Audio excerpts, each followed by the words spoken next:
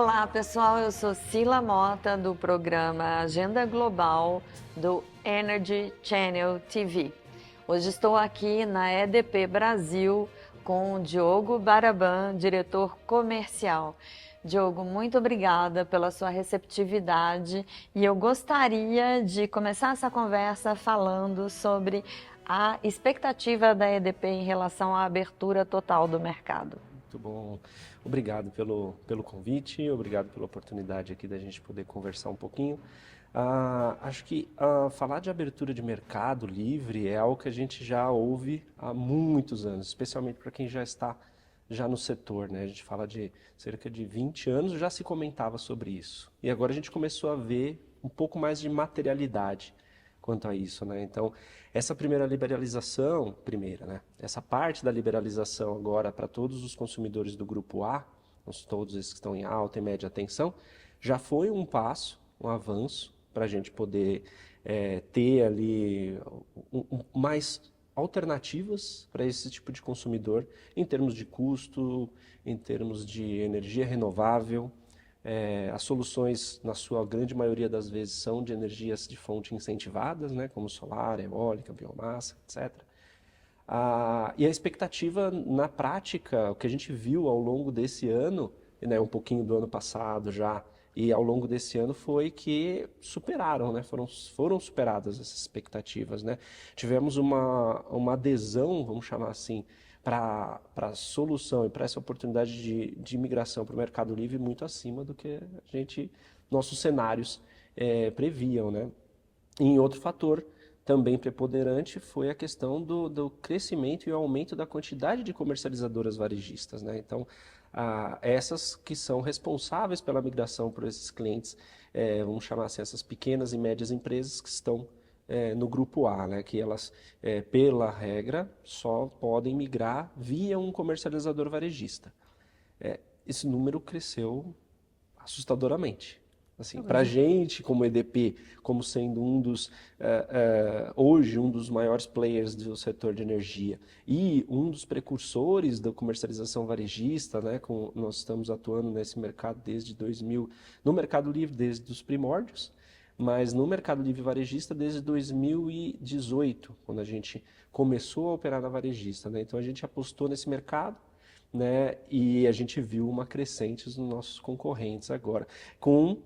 E aí a gente forçou um pouquinho a gente também a se reinventar nos nossos processos, né? A gente não pode vender energia como a gente vendia há 5, 6 anos atrás. Então, assim, a expectativa, ela então, na prática, respondendo, ela é muito positiva, né? A gente vê que há 10, 15 anos atrás, que era a dificuldade de você mostrar, ou pelo menos chegar no cliente e falar que existe um mercado livre de energia, e falar, o quê?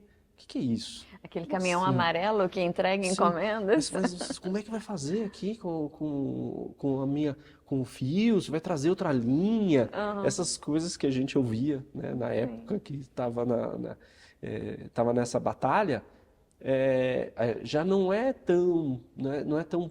Ainda as dúvidas são semelhantes, mas não são as mesmas. Acho que a informação, a diferença hoje, o acesso à informação e o quanto que os consumidores e nós, como pessoa física, somos impactados pela informação. Então a gente vê ali as mídias sociais, né, são ferramentas que estão propagando, né, essa alternativa e a solução do Mercado Livre muito mais rapidamente do que foi há 10, 15 anos atrás. Então, eu vejo esse como um dos fatores, né, que fizeram com que essa velocidade tenha sido mais alta do que a gente imaginou. Tem muito mais gente hoje falando sobre o mercado livre de energia do que lá na década de 90, lá em 95, quando o mercado... Que nem E- internet mal a gente tinha. Exatamente, exatamente. E isso trouxe também flexibilidade para as próprias empresas de energia, que antes elas não precisavam fazer muito esforço para poder fornecer o seu produto. Bastava o consumidor fazer um pedido de ligação, a energia chegava, ligava o interruptor, uma tomada e estava Pagava a consumindo. tarifa que tinha e é isso. Exato, nós tivemos um boom de migração nos últimos 12 meses, mais de 21 mil unidades consumidoras migradas, já ultrapassamos 50 mil unidades consumidoras. Nós migramos mais nos últimos meses do que em toda a história do Mercado Livre de energia, e as próprias empresas, como você disse, tiveram que se reinventar. Como a EDP fez essa jornada para poder atender esse mercado que hoje é considerado atacarejo? Que tipo de produtos, que tipo de soluções foram desenvolvidos para poder acessar esse mercado de pequenas e médias empresas? Muito bom. Eu acho que o primeiro ponto que a gente vê e o que a gente atuou foi nos canais, né? Então, assim, a gente teve que revisitar nossos canais de vendas, né? Os canais tradicionais, né, com nossa equipe de gestores de conta, de vendedores, né, a gente teve que revisitar esse processo, porque as alternativas, como a gente mencionou aqui, as soluções digitais são muito mais já fazem parte do nosso dia a dia, né? Hoje é raro, né, você pegar o telefone para ligar para pedir uma pizza à noite. Então você vai entrar nos aplicativos, né, que você tem de solução para buscar alimentos, para refeição, etc. Então assim, hoje em dia a gente entendeu que um caminho seria algumas soluções digitais. Então a gente precisamos, né, nos reinventar, investir em publicidade, mídias, os canais de vendas, canais de força de vendas, parceiros. Então, assim, parcerias foram fundamentais para a gente poder ganhar capilaridade, para chegar mais no pequeno consumidor, né? Outro ponto que acho que foi importante foi a nossa a própria história da EDP, né? Então, o mercado ibérico ele já está liberalizado, se não me engano, totalmente desde 2007. Então, foi uma jornada já numa outra década, num outro perfil, como a gente já mencionou aqui, mas são experiências que são importantes da gente levar, né? Então, pacotes, né? Ou seja, bundles, né? de soluções foram desenvolvidos, né? E são usualmente utilizados lá na Ibéria, e aqui não parece não ser diferente, né? Ainda não está nesse nível de maturidade de solução, mas a gente vê, por exemplo, uma solução, a gente pode dizer, que envolve aqui, claro, e tudo totalmente interligado com a transição energética, você vê soluções de eletromobilidade. E a gente consegue combinar uma solução de eletromobilidade, fornecimento de energia, carregador, né, para o consumidor final, no final das contas. Então, esse é um exemplo de soluções que você precisa ter para atrair. Esse consumidor, ele fica... E claro que a parcela da confiança no fornecedor ele é fundamental, né? Mas, por vezes, a gente, para chegar nesse Brasilzão, né, um país continental, nem sempre você consegue chegar lá no consumidor que está lá em outra região, distante, em outro mercado, né, no mercado Nordeste, no Norte, né, que a EDP tem uma atuação bem forte aqui no Sudeste, né. Então, por vezes, a gente ter parceiros e soluções combinadas tem sido um dos caminhos que a gente tem visto. E, da mesma forma, a gente, como a EDP tem investido muito em soluções de geração distribuída, né, com o conhecido solar por assinatura, isso fez com que a gente chegasse também e tivesse essa experiência já no público do Grupo B. Então, essa solução que a gente oferece para o Grupo B já é o que a gente pode perceber de como que vai ser, talvez, a venda de energia, quando assim estiver liberalizado, para esses mesmos consumidores via o Mercado Livre.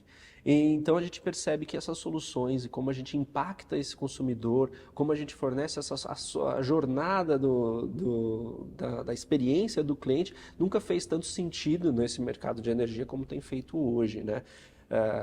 Você volta para os grandes clientes, eles já têm todos os seus processos estruturados, né, de compra de energia, já tem uma área de energia por vezes, até mesmo uma comercializadora, como os grandes eletrointensivos, E já tem um processo estruturado junto com a Câmara de Comercialização, compra, tem estratégias, né? Esse é um mundo de grandes contas, né? Um mundo de grandes clientes. Já para o pequeno consumidor, ele quer tá hoje, sem hipocrisia, ele quer pagar menos, quer ter segurança no fornecimento de energia e agora já começa a ter uma componente que já está começando a investigar de onde vem essa energia. É uma energia renovável, de fato? Tem certificado de energia renovável? Ou é uma solução já propriamente já um PPA, né, que a gente chama, é uma venda de energia já direta de uma solução, de um empreendimento de geração renovável. Então, isso começa, assim, o que você tem que fornecer é facilidade para o cliente no final das contas, porque como a gente tem muitos clientes, né, farmácias, pequenos supermercados, academias, então são pequenos em termos energéticos, né, acostumados com cargas maiores, mas esse cliente quer ter simples, não quer ter dor de cabeça, né? Na prática é isso. E acho que é isso que a gente tem colocado nosso mindset nesse caminho de tentar tornar o processo mais simples, né? E a solução por si só, a economia que traz, né? Pelos preços que nós temos hoje, já tem uma economia atrativa, a gente vê ali cenários entre 20%, dependendo do momento, até 30% de economia para o consumidor. Isso faz diferença no final das contas. Nessa atuação da concorrência, nós temos visto bastante movimentação de empresas de energia se aliando a empresas de comunicação, de telecomunicação, para aproveitar a base de consumidores e também oferecer assinatura solar, mercado livre de energia. A EDP estuda, analisa essa possibilidade, não só com empresas de telecomunicação, mas lá na Ibéria você tem os famosos PECs, que Uhum. você vende seguro, desconto no eletrocarregamento do seu veículo elétrico, você vende várias outras soluções para o seu consumidor, não só para aumentar o seu ticket médio, mas dar a oportunidade do seu consumidor escolher outros produtos e outros serviços dentro do mesmo fornecedor. Como você vê a atuação da EDP Brasil nesse sentido? Hoje a gente vê, eu separo em quase como se fosse assim três linhas, né, vamos chamar de parcerias quase que estruturantes, né? Essa como de telecom, então energia e telecom tem sido um case, né, de algumas empresas, né, seguindo nesse caminho. A IDP tem olhado nessa frente também, né?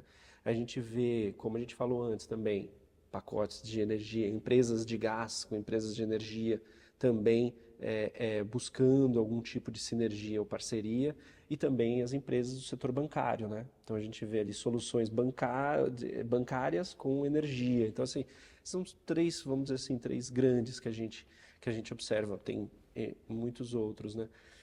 Mas essas sinergias, elas são teses que as empresas estão apostando e testando, né? E eu posso dizer que a gente caminhou em todas elas, né? A gente já tivemos parcerias com a empresa de gás, né? Estamos, né, discutindo parcerias com entidades bancárias e também com empresas de telecomunicação. Então, esse cenário, eu acho que ele é existente para todo tipo de solução. Quando a gente fala, por exemplo, como soluções de eletromobilidade, como eu mencionei antes, né, sem dúvida ele tem ali, né, no passado, há alguns anos atrás, nós tínhamos inclusive um serviço que chamava Facilita, que tem lá em Portugal, que é um Sim. serviço que hoje você tem serviços gerais em casa, manutenção, manutenção elétrica, encanador, eletricista, enfim. E essas soluções, é claro, foi num momento que a gente teve aqui no Brasil e a gente vê que isso passa com a liberalização, com esse mercado caminhando para ainda nessa década que a gente acredita esteja totalmente liberalizado. Esse pacote, essas soluções, como comentamos mais cedo, tornar isso mais prático, né? Você ter ali soluções que você possa agregar valor, né? Ou seja, é o famoso Já que eu estou contratando um pacote de telefonia, por que não avaliar já um desconto ou uma solução que me oferece um desconto na minha energia, no meu custo com energia elétrica, né? A famosa conta de luz. Ou como eu posso ter uma solução, de repente eu vou pegar um empréstimo bancário e aquilo também me fornece uma solução. Então, assim, é, quando a gente chega quando a gente entra, eu acredito que isso é um desenho e uma tese que, com os clientes de médio porte,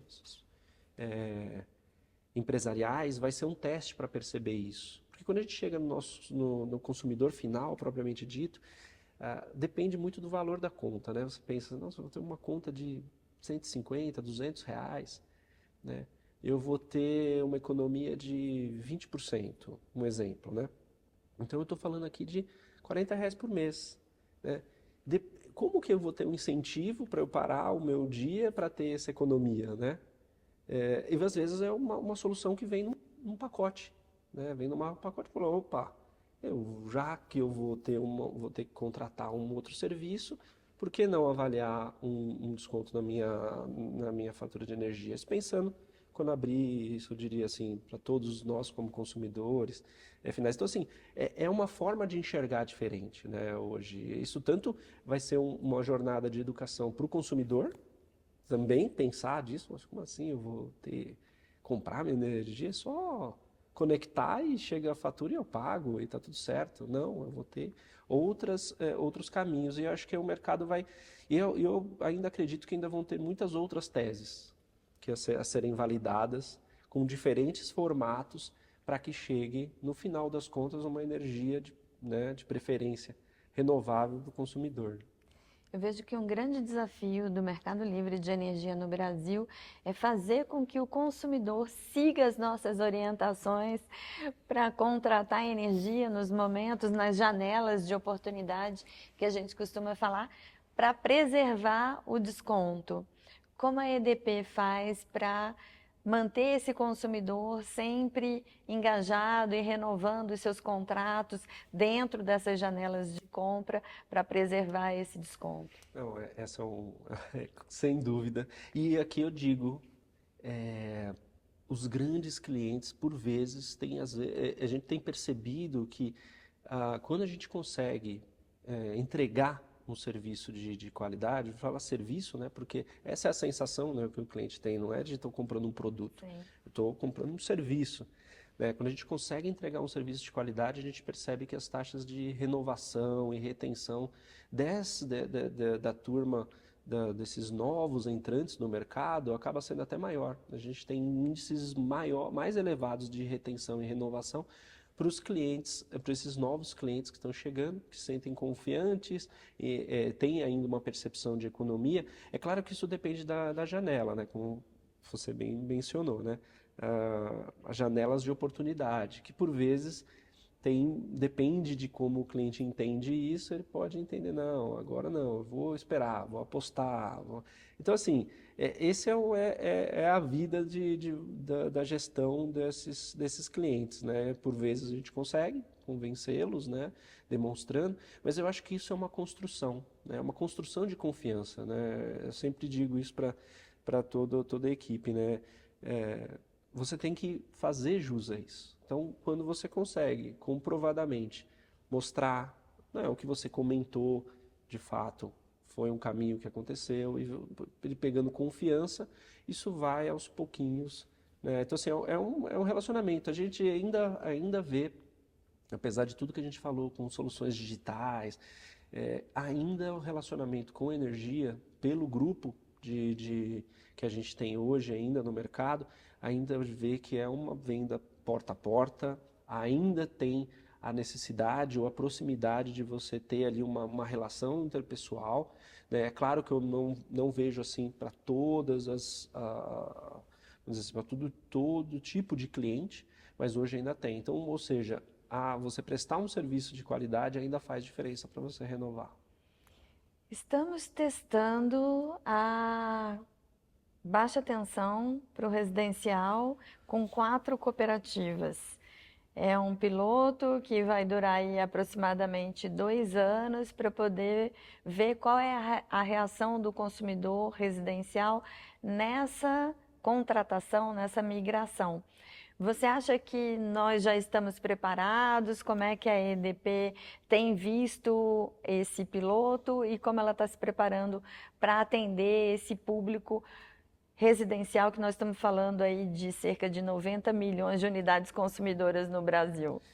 A gente tem se estruturado de uma forma, vamos dizer assim, por partes, né? Então a gente hoje, com a experiência que a gente tem tido no solar por assinatura, a gente tem já desenhado essa primeira, vamos pensar numa onda seguinte, que seria, por exemplo, o comercial industrial de baixa tensão, o B3 conhecido, que a gente tem ali em torno de 10 a 11 mil 10 a 11 milhões de unidades consumidoras. Então, assim, já vamos por partes, né? Então, a gente tem desenhado, estruturado para perceber como que é a jornada desse cliente e o que nós precisamos nos adequar em termos de processos, em termos de governança, né? Hoje, imagina, passar por uma instância de aprovações para enviar uma proposta, né? Então, pensando assim na ótica do comercial e depois na ótica da gestão também, né? Um cliente que hoje tem alguma dificuldade, tem algum problema, ele tem que ser rápido, de forma fácil e sem muita burocracia. E isso é um desafio para as elétricas em geral, né? Como você cria a sua jornada e se adequa para o atacarejo, que é o termo que eu gosto também de usar, e futuramente para o varejo em si. Então, assim, essa jornada a gente tem focado muito nessa próxima onda, na onda do B3 e como que a gente consegue estar com todos os nossos processos, equipes formatados para atender esses clientes, que a gente, inclusive, nessa jornada, a gente tem também clientes de pessoa física, né, no solar por assinatura, em algumas regiões específicas, né? Goiás, Rio Grande do Sul, a gente atende também a pessoa física. E a gente vê que a jornada é diferente. Então, ou seja, para a gente poder expandir para os 90 milhões de unidades consumidoras, de fato, você tem que estar com uma ambição muito calibrada, né? E assim, na prática, a gente vai ver que vai acabar ficando alguns tipos de nicho, né? Acredito que até regionais, né? Acho que você tem a ambição de atender os 90 milhões, é uma ambição muito grande, né? E acredito que não seja nem factível. Mas você pegar algumas regiões, algum tipo de cliente pode fazer sentido diante da solução que você tem. Então, esse é muito desses pontos que a gente tem observado.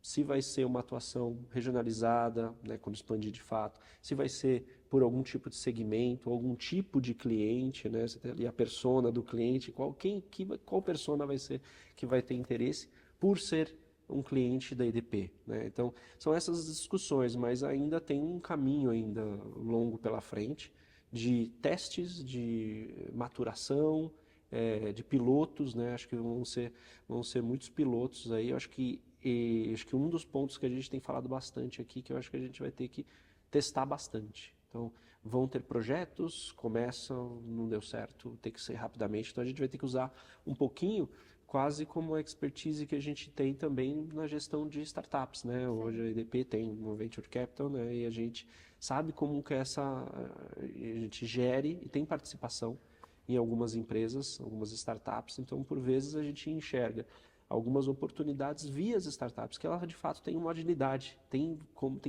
rapidez para mexer e testar uma aplicação, né? Uma solução, uma interface, e isso faz com que a gente tenha testado, né? Então, nossos veículos de investimento em startups têm inclusive esse propósito de ser um canal para a gente testar alguma solução, né? Uma oportunidade que tem sido trazida frequentemente pela Associação Brasileira das Comercializadoras de Energia é a ampliação do mercado de importação e exportação de energia. O Brasil já tem esse modelo de negócio com o Uruguai, a Argentina, recentemente com o Paraguai. E segundo a Abracel, a gente tem possibilidade de ampliar essa relação com os países vizinhos, e isso inclusive resolveria uma parte do problema da sobra de geração de energia que nós temos atualmente. Você acredita nessa pauta? Você acredita que tem espaço para a gente expandir? A EDP está olhando para essa modalidade de negócio? Olha, gerir o Brasil por si só, pela sua dimensão, sua complexidade e toda a sua estrutura, já é desafiador. Mas isso não significa que não tenham oportunidades para que a gente consiga, por alguma deficiência, vamos usar assim esse termo, né? Mesmo que seja no momento, o exemplo que você citou, né, das sobras, dos cortes de energia renovável, né, que estão impactando muito, né, os empreendimentos, alguns empreendimentos nossos, né, que são no Nordeste, algumas eólicas e solares estão sendo afetadas, né, por esses cortes. Sem dúvida, são soluções que podem compor ali todo esse arcabouço nosso de soluções energéticas e regular, de certa forma, ali o balanço, né, entre oferta e demanda, tudo. A gente tem observado, a gente tem acompanhado, não entramos, né, no último concorrência que teve, né, com relação à energia lá do Paraguai, mas a gente tem observado e acompanhado, né? O que a gente, agora, né, com a última adequação da estrutura da EDP, que aqui no Brasil a gente incorporou, né, ou seja, as duas empresas conhecidas como EDP Brasil e EDP Renováveis Brasil, hoje aqui nós estamos trabalhando em conjunto. Então as duas empresas já estão dentro da mesma governança, né, e de certa forma nós incorporamos também dentro da gestão do grupo os ativos, por exemplo, no Chile, né, os ativos de geração renovável no Chile que nós temos. Então tem sido uma experiência, apesar de não ter interligação, não é esse objetivo, mas a gente tem observado essas soluções e como é que funcionam a energia, né, e agora mais profundamente as soluções do Chile. E a gente vê que esse desenho ele pode sanar ou pode mitigar alguns riscos ou alguns impactos, né? Então, essas soluções compostas, né, como Argentina, Paraguai, Uruguai, a gente vê que pode ser algum tipo de solução. Eu não sei, não diria que seria ali a salvação para os impactos ou para as dificuldades que a gente está enfrentando e vamos enfrentar. Mas pode ser uma ação de mitigação, uma ação que poderia, em parte, ajudar. O crescimento da inteligência artificial e da necessidade de data centers traz um aumento de demanda para o Brasil. Você acha que esse incremento vai potencializar ainda mais o mercado livre de energia aqui? Não tenho dúvidas. Mas um ponto que eu coloco tenho participado de alguns eventos de data center mais recentes, e a gente vê que apesar de serem bastante eletrointensivos, ou seja, necessitarem de muita energia, de energia com confiabilidade, de energia com custo adequado, porque é bastante energia, isso de certa forma tem um impacto grande ali no seu processamento e tudo. A questão da infraestrutura ainda é um ponto que mais preocupa, né? Ou seja, tanto os data centers quanto as empresas de energia. A preocupação ainda acaba sendo, eu vou conseguir conectar? Né? Eu vou conseguir, ou pelo menos na região onde eu gostaria, onde tem todo o ecossistema favorável, né? Ou seja, a gente sabe que precisa ter um clima minimamente razoável, boa conexão, né, de internet, fibra, 5G, etc. E precisa ter uma boa conexão elétrica, tem que ser uma boa conexão, tem que ter energia para ter uma qualidade adequada. E esses fatores não, né, dentro da nossa... E, vamos lá, questão fundiária, precisa ter espaço. Então, todos esses fatores juntos não dispõem ali de vamos dizer assim, tantos locais, né? Assim, tem uma região do interior de São Paulo que é bem procurada, né? Alguns data centers já estão alocados no interior de São Paulo, outros estão buscando vir. Porém, a questão da conexão, seja na rede básica, ou seja na alta tensão, tem sido um dos principais gargalos, uma preocupação para essas empresas de data center. Eu recentemente estive num evento e dos representantes do data center estava ali manifestando até uma certa indignação, porque o data center ele opera assim, ele tem os hyperscale, que são as empresas que precisam dos processamentos, ele vende o espaço dele e com segurança, com toda a dinâmica que precisa para estar num determinado local com segurança. Ele estava com certa indignação, incomodado, porque tinha perdido uma licitação e o data center foi se alocar no Uruguai. Ele falou, poxa, o Brasil, com tanta geração renovável, com um sistema confiável, perdemos para o Uruguai. Né, em termos assim. Então, assim, a questão da conexão, ela vem sendo uma preocupação, né? E você pode colocar várias soluções, já tem soluções, não, vou colocar o data center próximo da geração, né? Vou colocar o data center, soluções que você coloca junto com um parque eólico, com um parque solar, né? É claro que seria interessante para o setor elétrico, isso ia diminuir o impacto dos cortes de energia, mas ainda assim não parece ser a solução que o data center mesmo, as empresas que investem nisso estão pensando. Então, acho que, sem dúvida, o dimensionamento seja uma solução, por exemplo, né, de você, do data center participar de um ativo num modelo de autoprodução, é bem razoável. Muitos estão olhando essa solução. Mas para expansões ou novos clientes dessa natureza, a questão da conexão ainda é um ponto crítico para eles. Mas, sem dúvida, superado essa questão da conexão, o mercado livre tem que olhar. E a EDP tem olhado de forma global isso. A gente, inclusive, tem uma parceria com a AWS, né, a nível mundial. Então, essa solução está no radar da EDP em todas as regiões. Aqui no Brasil também não seria diferente. Você trouxe um ponto importante, que é a questão da confiabilidade. E com o crescimento dos eventos climáticos, nós vemos muitas empresas preocupadas com a geração própria de energia e também com o armazenamento através da utilização de baterias. Vocês olham essa tendência para, além de oferecer o Mercado Livre, que nada mais é do que proporcionar desconto na conta de energia, também buscar a questão da segurança energética? Um ótimo ponto. Nós estamos com um piloto justamente no Chile, né, onde estamos pilotando ali o BESS, né, ou seja, o sistema de baterias.